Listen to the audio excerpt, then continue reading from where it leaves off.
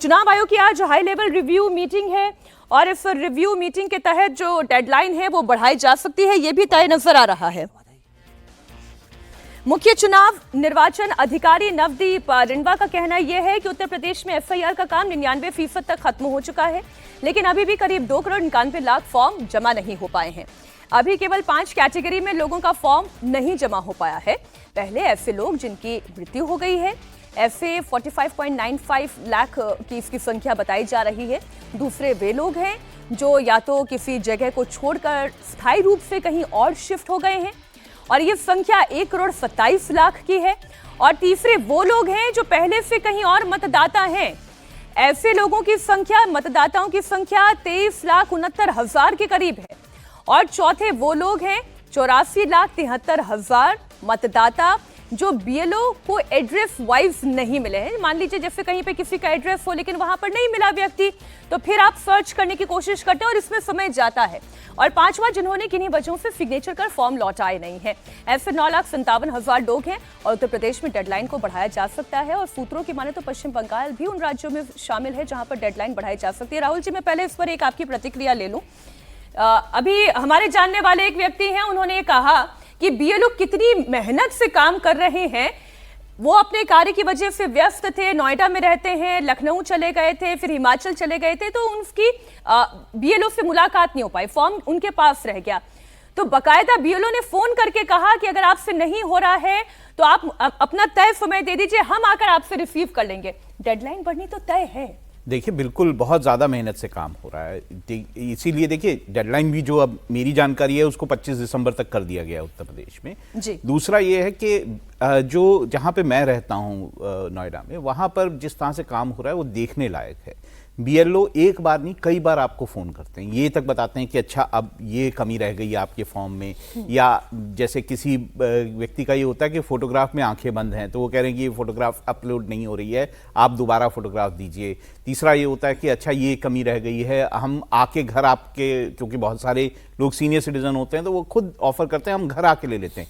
3 बार जो बीएलओज हैं या फिर उनकी जो नीचे टीम है वो 3 बार घरों को विजिट कर रहे हैं, वहाँ पे जाके लोगों से बात कर रहे हैं, उनके फॉर्म में अगर कोई दिक्कत है तो उसे भरवा रहे हैं। तो ये बहुत ही मेहनत वाली एक्सरसाइज जो है वो की जा रही है। मेरे ख्याल से इसके लिए तो चुनाव आयोग की तारीफ करनी चाहिए कि किस तरह से उन्होंने ये सब काम किया है। दूसरा, उत्तर प्रदेश में जो आपने कहा कि अराउंड 2.91 करोड़ ऐसे लोग हैं जो कि जिनके नाम कट सकते हैं, ये आशंका जताई जा रही है। 1.27 के आसपास ऐसे लोग हैं जो कि या तो यहाँ से चले गए हैं या कहीं और वो बस गए हैं, तो उस तरह शिफ्ट हो गए। तो उस तरह की चीज़ें निकल कर आ रही हैं। अब फाइनल, क्योंकि पहले जब एसआईआर जो बिहार में हुआ था उसमें आरोप क्या लग रहा था कि बहुत कम समय है, बहुत कम समय में वो हो रहा है, तो चुनाव आयोग ने बाकायदा आगे बढ़ के ये कहा कि और समय ले लीजिए अगर दिक्कतें आ रही हैं, बीएलओ को भी दिक्कतें आ रही हैं तो समय बढ़ाने के लिए तैयार भी है, लेकिन फिर भी इस मामले को सियासी रंग दिया जा रहा है।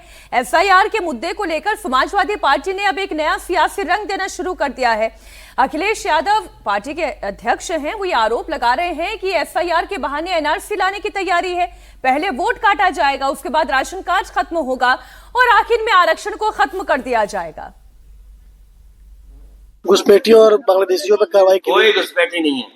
अगर घुसपैठी है तो उन्हें सरकार को इस्तीफा दे देना चाहिए। अगर घुसपैठी 11 साल के बाद ढूंढ रहे हो आप, तभी मैंने कहा ये एसआईआर नहीं है, एनआरसी है। एसआईआर के बहाने एनआरसी कर रहे हैं। अभी उनको निकाल लें, बाद में हमें पीडीए वालों को निकाल देंगे।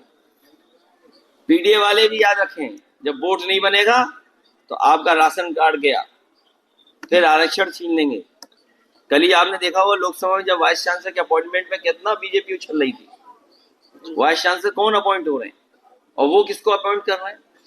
तो आरक्षण छीना जा रहा है आपका, महंगाई बढ़ाई जा रही है। कितनी आसानी से अवधेश जी, अखिलेश यादव ने कहानी को क्या नया रंग दे दिया, नया मोड़ दे दिया। बात एफआईआर की हुई थी, घुसपैठ पर लेके आए, घुसपैठ से एनआरसी पर लेकर आए और फिर इसे जाति का रंग देना शुरू कर दिया कि बड़ी चालाकी से ये आरक्षण को हटाने का काम किया जा रहा है। नहीं तो अखिलेश जी का इसका मतलब ये हुआ कि अखिलेश जी जो घटनाएं घट रही हैं उससे सबक नहीं ले रहे हैं। बिहार में राहुल गांधी जी ने जिस प्रकार से एसआईआर को मुद्दा बनाया, उनके साथ तेजस्वी यादव भी गए, जनता के बीच क्या हश्र हुआ इनको समझना चाहिए। इसमें पीडीए कहां से आ जाएगा?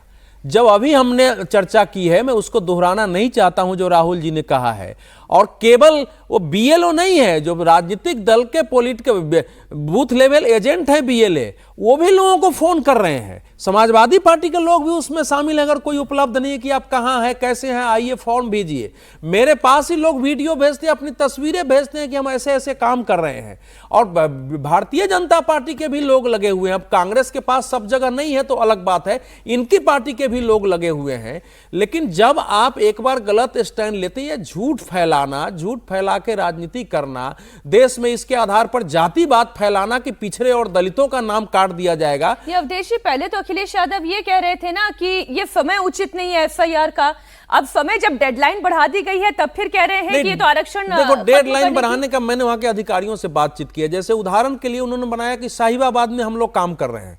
अब क्या है कि कुछ रिक्शे वाले हैं, सब्जी बेचने वाले हैं, तो एक घर के नाम से उन्होंने वोट बना लिया है, लेकिन उनका किराए पर घर बदलता गया है। अब बदलता गया है तो अब उनको ढूंढना पड़ रहा है कि वो कहां है, उनका फोन नंबर उपलब्ध नहीं है। तो हम लोग ऐसे नहीं चाहते हैं किसी का नाम कट जाए, इसलिए हम लोगों ने बार बार रिक्वेस्ट किया कि थोड़ा समय दिया जाए, क्योंकि इस प्रकार के लोग हर शहर में होते हैं। हम लोग भी जब दिल्ली में शुरू में आए थे तो घर किराए पर लेते थे, इतनी सुविधाएं तो थी नहीं, फोन भी इतने उपलब्ध नहीं होते थे। लेकिन अच्छी बात यह है कि डेडलाइन बढ़ाई गई है। अब आप इसे आरक्षण के नाम पर, एनआरसी के नाम पर या एसआईआर के बहाने वोट काटने के नाम पर कितनी भी राजनीति कर ले, उत्तर प्रदेश में तो वोटर लिस्ट में शुद्धिकरण का काम तेजी से चल रहा है। और इसी कड़ी में पुलिस की वेरिफिकेशन ड्राइव भी चल रही है। यूपी में घुसपैठ पर लगाम के लिए ऑपरेशन टॉर्च जारी है। पुलिस रात के अंधेरे में झुग्गियों में जाकर दस्तावेज चेक कर रही है। यूपी के 17 शहरों में पुलिस की वेरिफिकेशन ड्राइव चल रही है। अब तक मेरठ में 6500 संदिग्धों की पहचान की गई है। वाराणसी में 500 संदिग्धों की पहचान हो चुकी है और घुसपैठियों को डिपोर्टेशन से पहले रखने के लिए हर मंडल में डिटेंशन सेंटर भी बनाया जा रहा है। मुख्यमंत्री योगी आदित्यनाथ के आदेश पर लखनऊ में भी घुसपैठियों के खिलाफ लगातार कार्रवाई हो रही है। पुलिस लगातार वेरिफिकेशन ड्राइव चला रही है। डालीबाग इलाके में पुलिस ने अभियान चलाया। इस इलाके में 100 से ज्यादा झोपड़ियां हैं।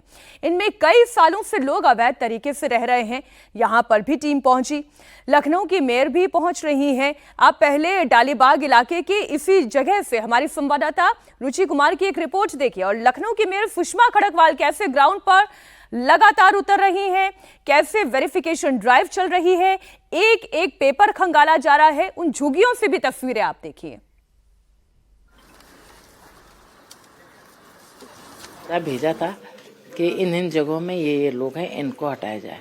अब इनका आधार चेक करिए, आधार इनके बने हैं, वो आधार नकली है या असली है, ये चेक करना बहुत जरूरी है। ये बहुत जरूरी है। मुझे लगता है कि पूरे लखनऊ शहर में जहां जहां मैंने जांच की है, बबरेटा गांव ही बताते हैं। तो बबरेटा गांव के जब मैंने गूगल सर्च किया तो बहुत बड़ी जनसंख्या नहीं है, बॉर्डर पे लगा छोटा सा गांव है, लेकिन वहीं का सब आधार बन के सब आधार बन करके यहाँ आए। तो इसकी जांच करना बहुत जरूरी है। जैसे लखनऊ में हम देखते हैं कि जो कूड़ा बीनने वाले हैं या जो नगर निगम आउटसोर्स करता है, वो बड़े पैमाने पर ऐसे लोग हैं जो अपने को असम का बताते हैं कि हम असम से आए हैं। तो ऐसे की संख्या करीब कितनी होगी जो कूड़ा उठाने का काम कर रहे हैं या आउटसोर्स किया गया है? नगर निगम में भी मैंने आदेश कर दिया है कि इनको बाहर किया जाए। और अभी पिछली बार जब मैं खुद जांच करने गई थी तो 160 कर्मचारी खुद ही भाग लिए थे। और धीरे धीरे 1-2 महीने में पूरा फिल्टर मैं करवा दूंगी। ये आप विश्वास करिए, फिल्टर होना बहुत जरूरी है, क्योंकि ये अपने हमारे रोजगार का नुकसान करते हैं।